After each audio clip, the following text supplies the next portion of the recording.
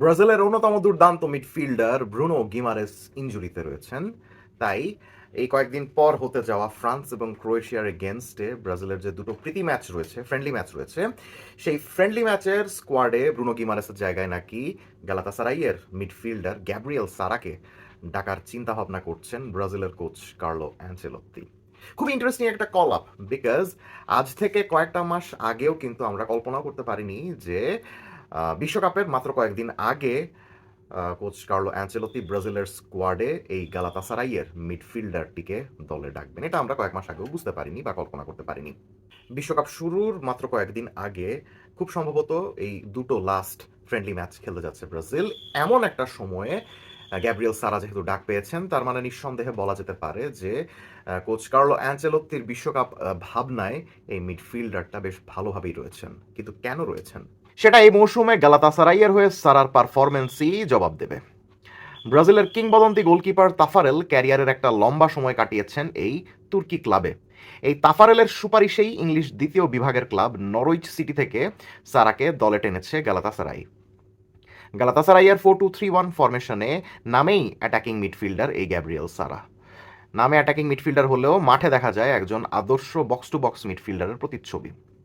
Striker Victor ওজিমেনের সঙ্গে তার কম্বিনেশনটা মারাত্মক। সম্প্রতি লিভারপুল আর ইউভেন্তুসের বিপক্ষে চ্যাম্পিয়ন্স লিগে তার ম্যাচ দুটি দেখুন।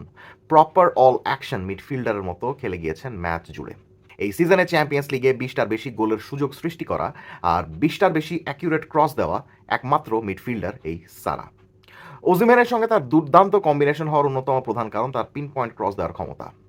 লিভারপুলের বিপক্ষে গালাতাসারাইয়ের রাইট ব্যাক উইলফ্রিয়েড সিঙ্গো খুব বেশি উপরে উঠছিলেন না। খুব বেশি যেহেতু উপরে উঠছিলেন না, তাই গ্যাব্রিয়েল সারা অ্যাটাকিং মিডফিল্ডার হয়েও দলের রাইট হাফ স্পেসের ওই সম্পূর্ণ জোনটা, ওই সম্পূর্ণ করিডোরটা একাই সামলাচ্ছিলেন। এবং ওই রাইট হাফ স্পেসের ওই টোটাল করিডোরটা যেহেতু গ্যাব্রিয়েল সারা সামলাচ্ছিলেন তার ফিজিক্যালিটি, তার টেনাসিটি দিয়ে, সো ওই জায়গায় খেলতে থাকা লিভারপুলের অ্যালেক্সিস ম্যাকালিস্টার এবং ফ্লোরিয়ান ভার্টসের অনেক সমস্যা হচ্ছিল। বল পায়ে ক্রমাগত এদিক সেদিকে বল তো পাঠাচ্ছিলেনই, সঙ্গে অফ দ্য বল সিচুয়েশনেও প্রেস করে যাচ্ছিলেন সমানতালে। ডুয়েলসও জিতছিলেন অনেক। বাঁ পায়ের খেলোয়াড় হওয়ার কারণে রাইট হাফ স্পেসের জোনগুলোতেই ঘোরাফেরা করতে পছন্দ করেন বেশি।